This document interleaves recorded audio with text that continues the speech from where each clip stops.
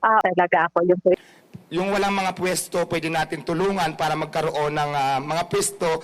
Nahubaran, nabisto, nabuking, nga ba yung ambisyon nitong founder at unang nominee po ng Bindors Party List.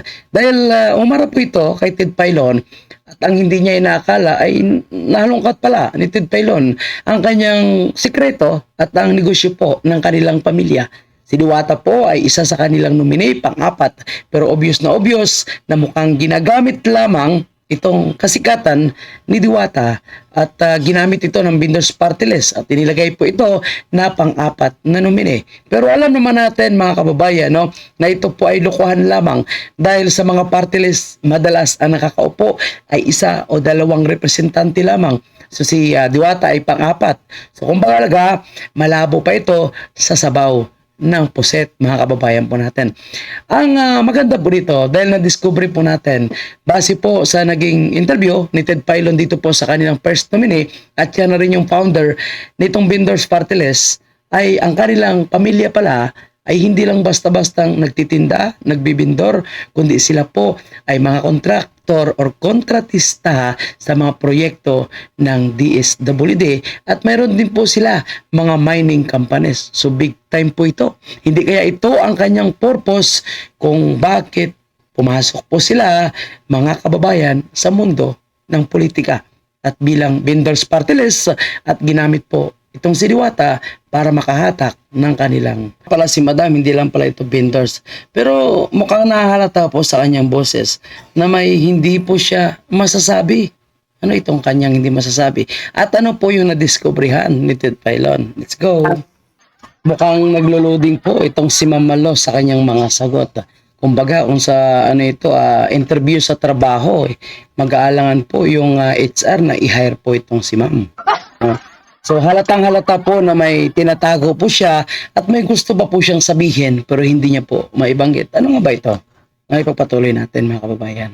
binibentang mga kahit ano po, basta Sabihin niyo na po na may mining po kayo at mayroon po kayong construction business. And kayo po ay konektado sa pangungontrata sa ating gobyerno. Sabihin niyo na po. ano, Mukhang pati pangalan ng kanyang company nakakalimutan pa mga kababayan po natin. Paano kaya pag makaupo na po sila sa Kongreso? So makakalimutan ba nila, kagaya ng bangag na namumuno natin ngayon, ang kanilang mga pangako? No? Kasi pangako nila dito is mostly for the vendors. At syempre, aasahan po ng mga vendors yan. Ano po yung normally, financially, na may suporta nila. Bilang vendors, kailangan po talaga yung pampuhunan. No? At kailangan din po ma-secured po ang kanilang negosyo bilang maliliit na vendors. Kasi pag sabihin nating vendors, so maliliit lang po yan. Pag businessman, businesswoman, so medyo yung po yung malakihan. Pero dito kay ma'am, hindi po ito small time na vendors ha. Mayroon po siyang mining and construction. Kama, pwede, oo, hindi. So ito po mga kababayan natin, malinaw ha. Siya po ay kontratista sa gobyerno. So gustong maging kasapi po ng Kongreso bilang representante ng Bindors Party List. So mukhang something fishy po mga kababayan. hindi po since So malinaw po na may tinatago po si Madam, may tinatago po si Madam Malo, no? Ito siya po yung unang nominee itong Bindors Party List. So mahirap kasi po na umupo po kayo sa gobyerno tapos kayo po ay may mga personal na interest. So, alam natin, baka magiging Saldico 2.0 ito, mga kababayan po natin. Dahil sila po ay mga kontratista. So, hindi po sila manguha ng kontrata, at ibibigay po sa kanilang construction company. So, yan po yung madalas na nangyayari, no? Kontrata nila, company nila, sila rin po yung supplier. Kaya tibang-tiba po sila. Sana po hindi mangyayari yan. At sana po matauhan yung ating mga kababayan, yung mga party list, no, na kaduda-duda ay hindi na po dapat pagbigyan. Although napakaganda po yung kanilang nire-represent vendors, no? Buong Pilipinas, no? Maraming vendors, di ba? At ang mga Pilipino ay mahilig din po sa negosyo, kaya kahit medyo mahirap, matumal, pinagtsatsagaan. Kung may tatayo at maging represent po sa inyo, sa Kongreso ay napakalaking bagay po. Pero mukhang iba po yung kanilang pakay at mukhang hindi po ay para talaga sa mga vendors. Pangit naman terbi. Dapat alam nyo po yan dahil unang-una, alam nyo na po na may mga itatanong sa inyo patungkol po sa inyong tunay na pagkatao. Yan naman ang purpose ng interview na yan at kung bakit nagpa-interview siya mga kababayan, no? Para mabigyan ng impormasyon ang mga viewers, particularly po ang mga vendors, kung ano po ang kanilang nire-represent at kung ano pong may pagkatao sila. Kasi ganun po yung pinaka-importante.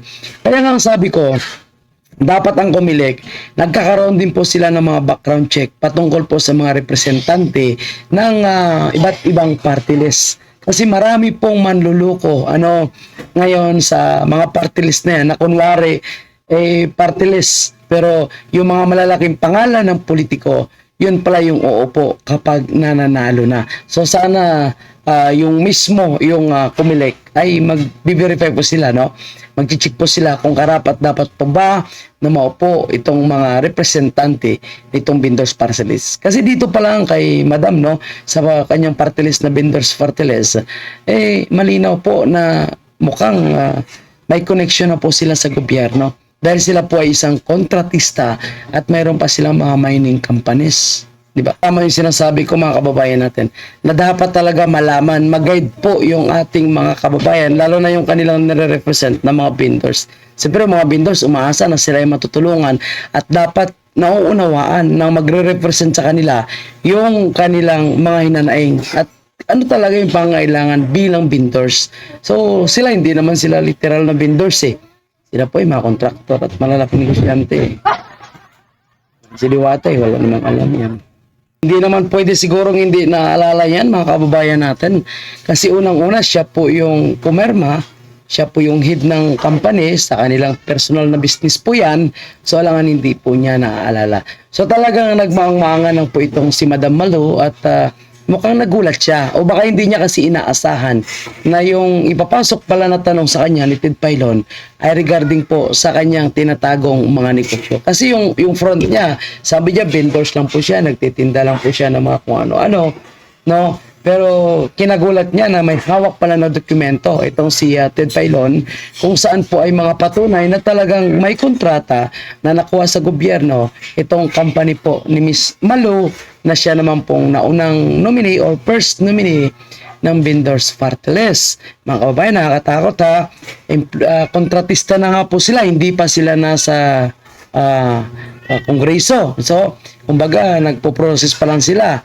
Magpapailik pa po sila. Pero may kontrata na po sila sa gobyerno. Paano pa kapag sila ay nananalo? Kaya sabi ko, hindi malabo ito po ay pwedeng magiging Saldico 2.0. No? Kasi siyempre, kung kakilala mo na yung mga nasa Kongreso, pwedeng sa'yo ipapasa yung mga proyekto. Pero alam mo na kung ano yung hatian dyan. Dapat mga kababayan po natin, the moment na nag-file na ito, no, ng kanyang COC bilang number 1 nominee po ng vendors party list, dapat nag-resign ito sa kanyang company. So malinaw na ang nakikita ko, hindi naman tayo pare-pareho po ng opinion. So nakita ko dito kay Miss Malu, yun tama, yung kanyang pangalan is Malu, ayan, na meron po siyang personal na interest, mga kababayan po natin, kung bakit po sila ngayon pumasok, no, sa vendors party list. At mukhang mali ata yung inaakala nitong mga vendors na ang nagre-represent sa kanila ay kapwa po nilang nagbibenta or vendors. Dahil ito pala ay kontratista at the same time may mga mining companies po, mga kababayan. Sa maikling salita, big time ito. Paano naman kaya itong si Diwata? At ang pagpapatuloy pa ng interview po nito ay nabanggit po dito ni Ted Filon, no? Na tanong po ni Ted Filon, kamusta naman po ang kanyang mga second nominee. So kahit yung second nominee niya po ay kaduda rin po yung pagkatao at halos hindi po kilala ni Miss Malu Lipana. So paano ang sinasabi niya na magkaibigan sila lahat na mga nagre-represent or yung mga nominees nitong vendors party list, tapos hindi niya pala tunay na kilala itong kanyang kapwa nominees. So may tinatago po sila. Sayang po kasi ito sana yung pagkakataon na ipakita nila na sila ay malinis, seryoso po sila at hindi nila kailangang itago man kung ano yung kanilang tunay na negosyo o pagkatao. Kasi Ganon at ganon din naman, malalaman din naman po yan ng kapwa Pilipino, ng kapwa mamamayan. So, sabihin mo na maaga. Pero dito kasi sa kanyang interview, obvious na gusto niyang ipaalam sana sa kanyang interview na siya po ay bindor, siya po ay nagbibenta lamang. Pero nalaman na siya ay isang kontratista mismo sa gobyerno natin. At alam po natin yung vendors party list na ito, yung paggamit kay Diwata ay ano lang, pera-pera lang po, no? Kasi si Diwata ay nagagamit ngayon and obvious naman na hindi nila ito papaupuin kung sakaling manalo sila kasi pang-apat po na nominees, wala namang nakaupo na 4 na nominees sa isang party list. Madalas isa or dalawa lamang kasi depende po yan sa number po ng kanilang boto. So kung ilan yung pwedeng makaupo. O otherwise subsidy yung iba. Kapag may resign, so yung pangatlo or pang-4 tsaka lang po makakaupo. So mga kababayan po natin, pakinggan naman natin ano naman kaya ang plataforma, no? Mga kababayan po natin. Nitong si Ilang nominee po kayo ng si Diwata, okay? Kaya si Diwata nga po yung pang-4. At sa pag-file po nila ng COC, si Diwata po yung kanilang pinaakyat sa entablado para magsalita at sagutin po yung mga katanungan. Bakit hindi kasi humarap itong si Miss Malo, no? Kasi siya yung number 1 na nominee, ayaw niya ba mabulgar dito pa lang sa filing of COC ang kanyang pagkatao, no, ang kanilang negosyo, kaya si Diwata po ang kanilang pinakyat. So yun, pakinggan natin, no, kung anong plataforma mayroon si Diwata at ano ang kanyang plano kung sakaling siya ay makaupo diyan sa Kongreso. Let's go. ilang nominee po kayo ng Diwata? Ilang nominee po kayo ng vendor po ba o vendors po? Vendors party list po kami. Vendors party. Opo. At pang ilang nominee po? Pang-4 po. Bali pang-4 po ako. Pang-4 po. Opo. Opo. At kung makapasok po ang Diwata, sorry. Ang vendor, sorry. Kung makapasok po ang vendor sa Congress, ano po yung specific legislation na gustong i-push ng inyong grupo? Thank you. Ayan, ang advokasya po kasi ng vendor party list ay tulungan iangat ang bawat maninindang Pilipino. So, yun po. Magtatayo So mas okay pa magsalita si Diwata, no? Direct to the point. kami ng kooperatiba para na kung saan mas hindi mahirapan lumapit yung bawat maninindang Pilipino. Tapos mayroon din kaming gagawin mga advokasya namin yung mga vendors na kailangan natin iayos, lalo na po katulad sa akin, dati lang po ako street vendors. Doon po, yun po ang isa sa mga tututukan ko din para po yung walang mga pwesto, pwede natin tulungan para magkaroon ng mga pwesto, abot lang din sa kanilang makakaya. So, ganon. Sino pa po? Meron pa magtatanong? Wala na. Sa ABS-CBN po may magtatanong. Hi, magandang hapon, Diwata. Sino yung first 3 nominees ninyo? Ayan, yung first 3 nominees po namin, kasama ko sila, nandyan sila ngayon. Binanggit ko kanina, si Tita Malulipana, Sir Lawrence Pisigan, at saka si Ma'am Cheryl. So, sila po yung Okay. tatlo. Oo, bakit ikaw yung mas pinagsalita nila ngayon? Kasi alam ko din naman na mas marami magtatanong pag nandito para sa akin. Kaya ako yung umakyat talaga. Nag-voluntary para umakyat dito na ako na lang yung magsalita. Okay. Okay. Tapos isa na lang, Diwata, yung vendors party list, kapag nangyari na natuloy sa Kamara, ano specifically yung isusulong yung panukalang batas? Kasi marami ng party list groups ang nagre-represent sa mga maralita, sa mga mabababa na mga ang trabaho o ang kabuhayan, ika nga. Ayan, ang mga batas na tulad ng sinabi ko kanina, na magkaroon, kasi di ba sa dami ng party list, pero wala pa po kasi nagre-represent ng vendor party list. Nandito kami ngayon para maging boses sa lahat po ng mga vendors, para tulungan po, magtulong-tulong kami para may angat po ang mga vendors sa buong Pilipinas. Okay. Meron pa pong magtatanong? Anong inyos, Diwata? Anong gawin niyang batas para sa mga vendors? Sir, magandang hapon. If ever lang ba mabigyan kayo ng pagkakataon na makapagsilbi, makakuha kayo ng pwesto sa Kamara pagdating ng halalan sa Mayo, paano ninyong hahatiin yung oras ninyo? Let's say, for example, dahil nominado din po kayo dito, kahit na pang-4 kayo, it would entail a lot of works, di ba? Kailangan nyo pong pag-aralan yung mga panukalang batas na isusulong ninyo. Hindi po ba magiging hadlang ito para doon sa mga negosyo nyo naman na pinapasok ngayon? Hindi po, kasi sa business ko bilang isang Diwata Pares, may mga tao naman po ako na nag-handle Okay. na mapapagkatiwalaan ko. Kaya yung oras ko, kaya naman po i-divide kung saan dapat. So, So, bili So, alam naman ni Diwata na hindi siya makakaupo. Yan yung mga kababayan po natin kapag hindi siya makakaupo, di wala naman siyang trabaho, di po ba? bigyan nyo ng garantiya yung publiko na ano po ang mas focus ninyo ngayon na dahil tinanggap ninyo yung nominasyon, yung pagtitinda po natin, pagiging vendor o yung mga advocacies at panukalang batas na isusulong ng inyo pong party list group? siyempre magpo-focus tayo sa party list, pero hindi naman pwedeng pabayaan ko rin yung tindahan ko. So, Tama. yun. Bibigay po ba kayo ng Anli Pares sa Kamara? Ay, bakit po hindi kung gusto nila? Anli Pares versus 20 na bigas. Para matutupad pa tayo yung Anli Pares, no? Ay sa Anli bigas. Unrice tayo doon at free soft drinks pa. Okay, thank you. May question pa siya sa likod. Thank you. Hello po, good afternoon. Since kayo po yung fourth nominee ng Vendors Party List, ano po yung nag-udyok sa inyo para sumabak po dito po sa party list and sa Ayan, ma'am, base kasi sa mga karanasan ko, siguro naman maraming nakakakita dito sa social media kung paano ako may paglaban bilang isang vendors. Noong nakilala ko po si Vendor Party List, talagang hindi ako nag-atubili na sumama sa kanila para ipaglaban ang karapatan ng bawat maninindang Pilipino. Nang intensyon lang naman namin ay mabuhay ng patas na ituloy yung kaya namin gawin. So yun po, maraming salamat. thank you. Ayan, pang Miss Universe po yung huling tanong kay Miss Diwata, mga kababayan po natin.